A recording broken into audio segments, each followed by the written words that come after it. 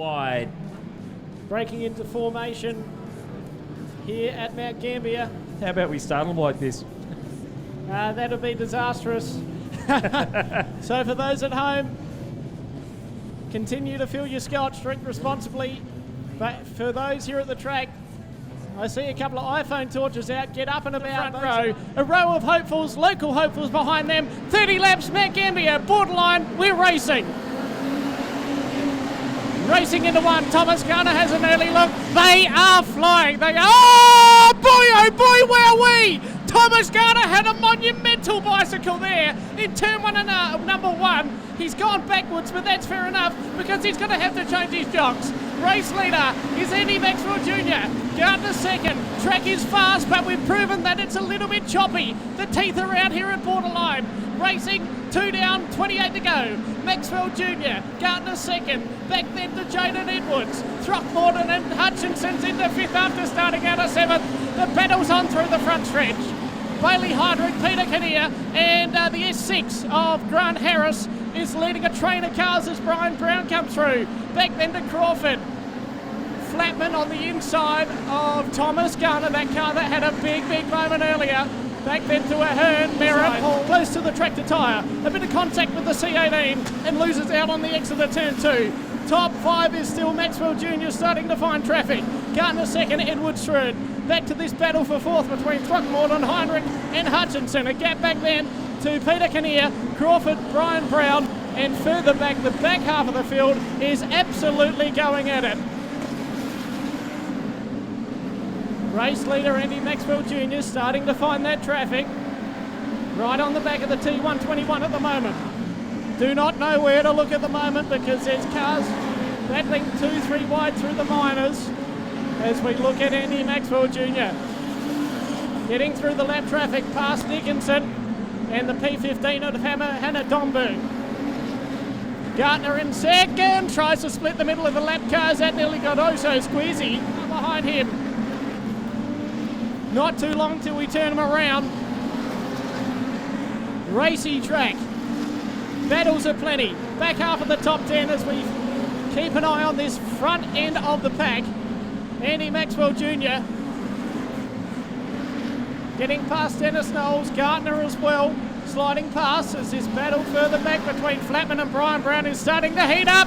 Brownie's lost his steering, now it's a right front tyre. He's hit Flatman. We go yellow because Aaron Tyler's come to a slow in turn 3 and 4. Maxwell Jr. leads him back into racing conditions.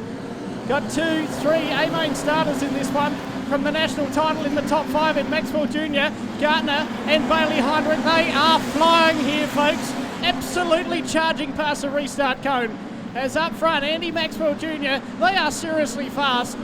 Gartner in second, Edwards back in third, back then to Heinrich. Throckmorton rounding out the top 5, and it's getting busy further back.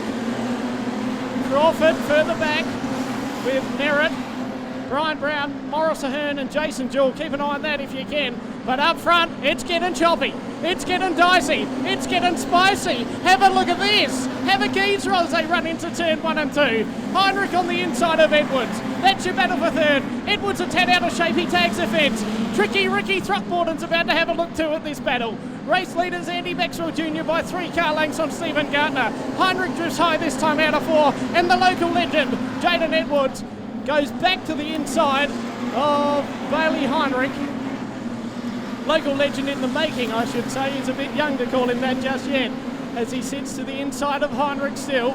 Back then to Throckmorton. Further back, Peter Kinnear and Hutchinson battle. Slight amount of smoke coming from Kinnear. That's a mix probably of tyre rub and power steering smoke. As this battle for third continues. Edwards to the inside of Heinrich now. Heinrich will try and get the run on the outside. As Gartner in front of them has a moment. Further back throughout the field, it's settled a little. As Gartner gets to the inside of the lap car of Brian Brown. I think he's had a tyre go down in the Anything Cars number 33. Race leader is still Andy Maxwell Jr. doing a solid job out in front with 10 laps to go this time bypass the flag stand.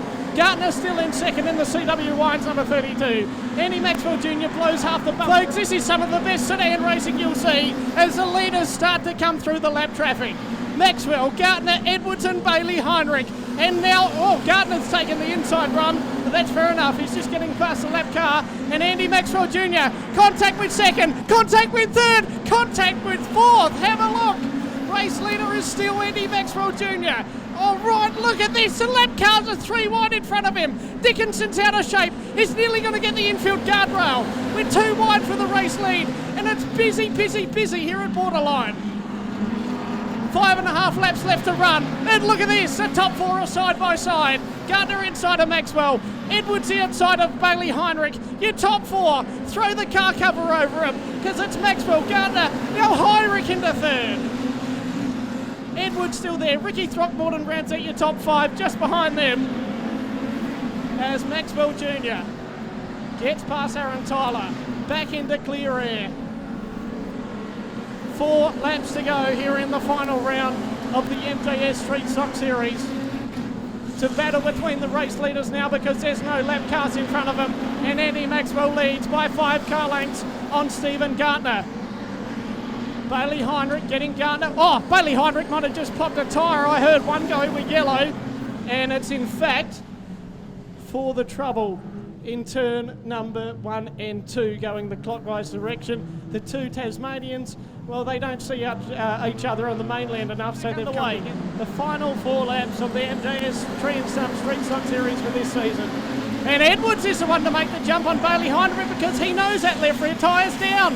Heinrich holding him up. Heinrich could have ended up in trouble, and Heinrich will go backwards with the tyre out as Kinnear has a massive dive. Have a look at that. Peter Kinnear out of Waterville slides quickly into the top 5. Race leader, Andy Maxwell Jr. Look at this at the back of the back half of the top 10.